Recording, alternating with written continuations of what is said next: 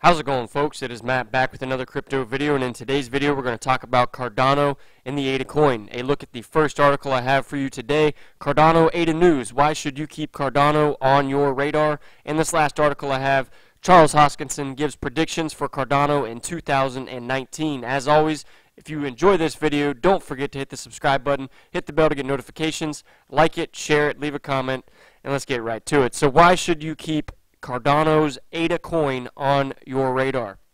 And they start off basically, reason one would be the creator of Cardano, and that is Charles Hoskinson. If you are unfamiliar with who this man is, I encourage you to do your own research. You know, I won't elaborate on it because I'm sure most of you watching this video are already aware of who this man is and what he has done in the past.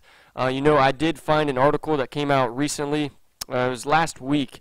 Charles Hoskinson, visionary crypto change agent and Cardano ADA founder.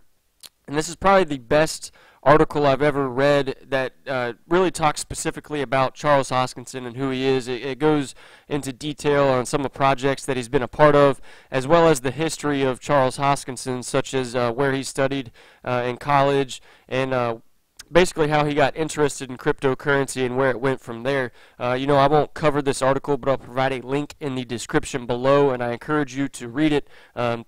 Even if you already know who this man is, it's still worth a read just to kind of get a better idea of his background. So back to this article. So reason one being Charles Hoskinson, the founder. Of course, he is well established in the cryptocurrency space. They go on to explain other reasons, basically how technologically advanced Cardano is. You know, it's written in the Haskell programming language, which is a very robust language that, like, the military uses that type of language for security reasons. Cardano being written in Haskell and the fact that it's peer-reviewed, being the only project that can actually say that, gives it the credibility and the legitimacy that some other projects are lacking in the space. And they also have projects coming out soon. You know, Shelley is set to come out in Q1 of 2019, just a few months away, and that will solve the decentralization issues of Cardano. It will allow Cardano to enter the true decentralized era. They also have another project called Aurora Boreas Hydra. And if you know Cardano and Charles Hoskinson, they love these type of mythological names. And really, the name Hydra makes complete sense because Hydra was the dragon with, I believe, 3 heads. And if you cut the head off, it just keeps growing heads. Anyway, this protocol is going to allow for the creation of side chains on Cardano. And that will help solve the scalability issue that we've seen with Ethereum and other projects out there. So rather than have all of the transactions and all the happenings going on a single blockchain, there will be side chains running parallel with it that can interact with the main chain itself. You know, you could, if you have ADA on the main chain, you could send it over to a side chain to do whatever, and then you can ultimately send ADA from a side chain back to the main chain. So that is why we should be keeping an eye on Cardano. Due to, one, the man who founded it. He is definitely, I mean, he's been a part of Ethereum Classic, IOHK, all kinds of different projects that have been successful. So that is one reason to keep an eye on it. And then also how technologically superior it is, and with all the new projects coming out next year, is why we should be keeping an eye on this project.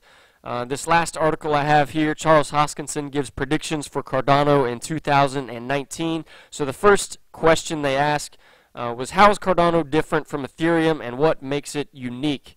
And I typically don't read articles, but I'm going to read this because it's quotes from Charles Hoskinson. So Charles replied, when I was working at Ethereum, we had lots of options on how much innovation we wanted to put forward. We created Ethereum with the idea that if we had a programming language attached to a blockchain, this could push out more complicated financial transactions, and we would see what the space would do with it. We assumed that we would see a rehash of what had been done with Namecoin, Mastercoin, and Colorcoin that would form the dominant use case for Ethereum. And for the next 4 to 5 years, or it would be the dominant use case for Ethereum for the next 4 to 5 years, and to a certain extent, they were right. And furthermore, Hoskinson added, there's definitely room to keep innovation going. Take what we've developed with Ethereum and architecturally break Ethereum apart, then develop two different independent systems. One is accounting and the other is computation. So basically, it's taking the lessons we've learned from Ethereum and from studying Bitcoin and building a multi-layered system. So a later question that they ask is, Hoskinson was regarding Cardano's involvement in the blockchain adoption for Africa, and asked him to explain more about this. And he said, talking about supply chain management, right now we have an office in Addis Ababa, it's somewhere in Ethiopia, and we are doing a lot of research and on how to get coffee farmers into a blockchain setting.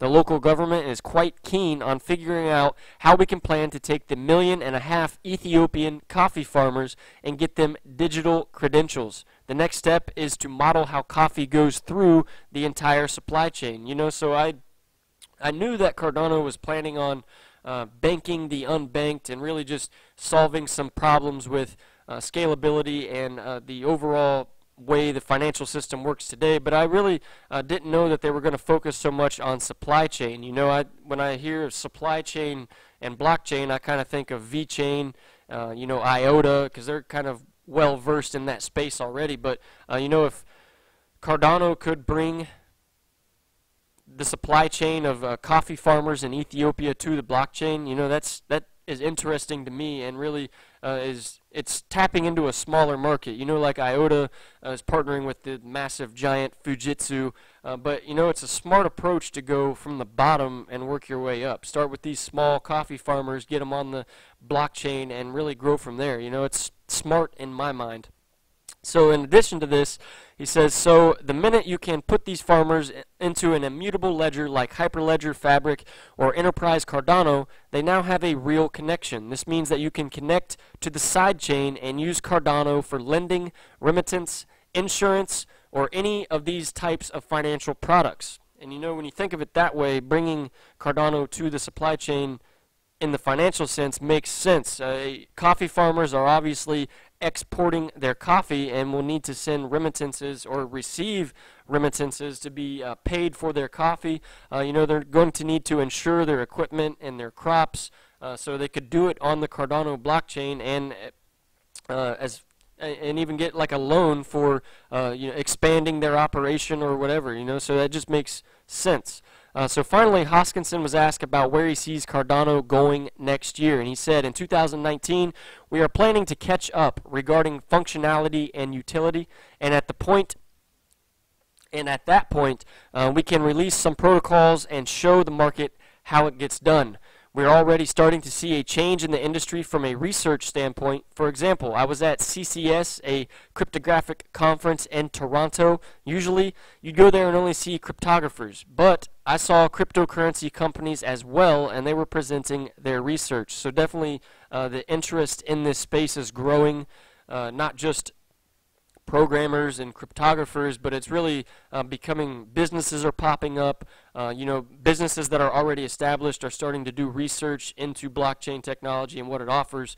So this technology is really starting to gain traction and expand. So Hoskinson finally adds that if we succeed, the only way to compete with Cardano will be to emulate our engineering, which means that the software quality will dramatically increase in the entire space. If that is our only accomplishment and Cardano doesn't become a commercial success, then it's still great because it makes the world a better place for everybody.